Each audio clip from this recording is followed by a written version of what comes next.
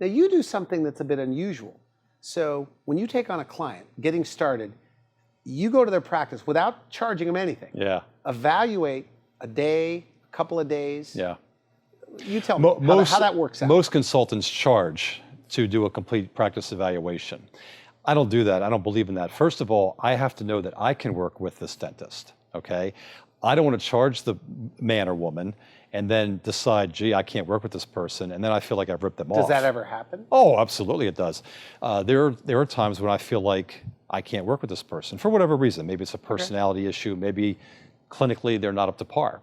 But I will come to their office, I'll spend 1 or 2 days in their office, not only pulling all the numbers, which every consultant would do, but I observe the flows. Staff to staff interactions, staff to patient interactions, doctor to patient interactions, staff to doctor interactions. I'm a fly on the wall. I interview the staff, interview the doctors.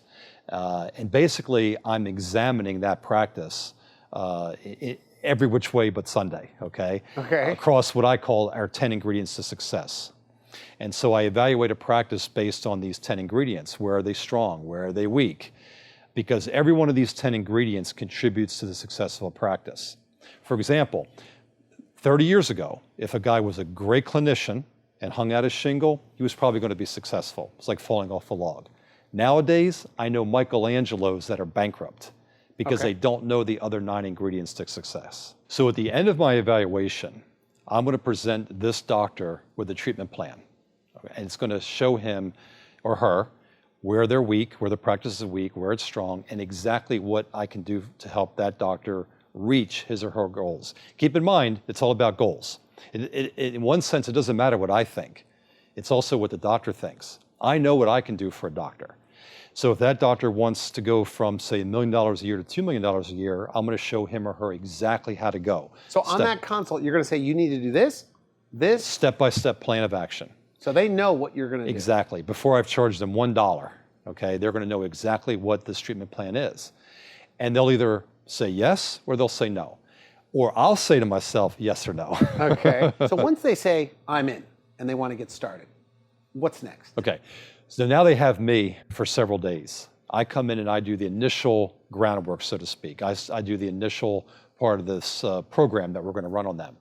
And then depending again on what the program is, I'll bring in other members of our group to work with whatever it takes. For example, if it's a clinical issue or a treatment planning issue, I'll have one of our doctors work with the client. Okay. If it's a hygiene issue, I'll have one of our hygienists work with the client.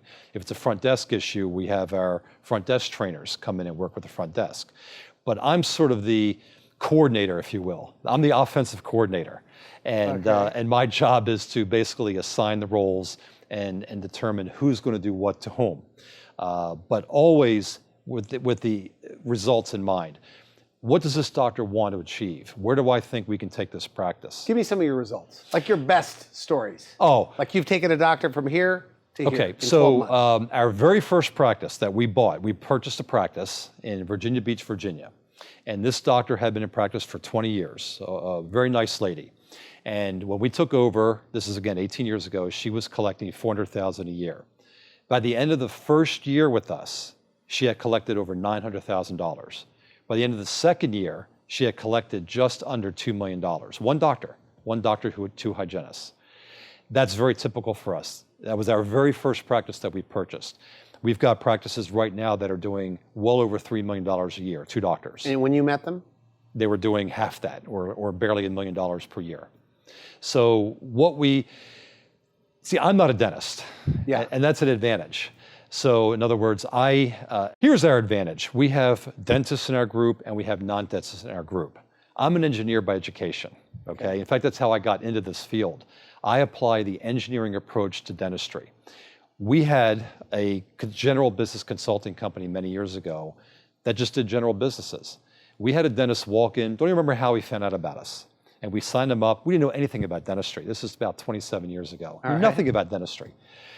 And so I and my partner sitting there thinking, okay, what are we gonna do with this guy? So we learned a little bit about dentistry. We kind of got educated. In 1 year, we doubled this guy. Actually, it was less than a year. I think it took 8 or 9 months to double him. He was so happy, he brought 2 of his dental friends dentist friends to us. That's how it started. Yeah, and we doubled them. Within 3 years, we were nothing more than a dental consulting company. We had grown that quickly. And so dentists dentistry itself is very compatible with our way of doing things. As I say, we have these 10 ingredients to success. The most important thing to keep in mind is we do our consulting programs at the client's practice. Okay. Now, we do have courses at our own location. However, the bulk of our work is done at their location. So in other words, we don't do remote consulting. Of course, we do phone consulting, but I can't consult a dentist by phone if I don't know what's going on in their practice. And the only way for me to become intimately knowledgeable about their practice is to spend days, even weeks in their practice, getting to know their staff, getting to know the doctors. I have to get a relationship with these people as if it was actually my practice.